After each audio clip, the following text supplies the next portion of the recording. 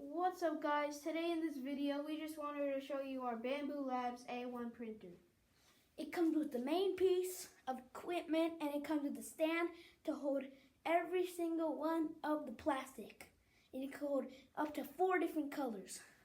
And also there's another mode that only holds up one color that's on the little frame. Let's go to the printer.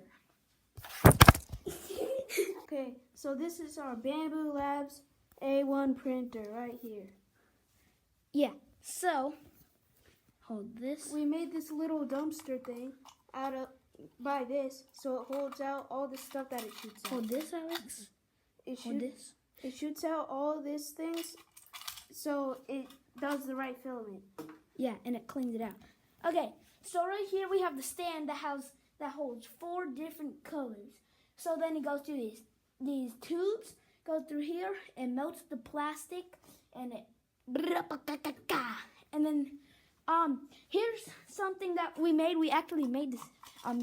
You just saw that.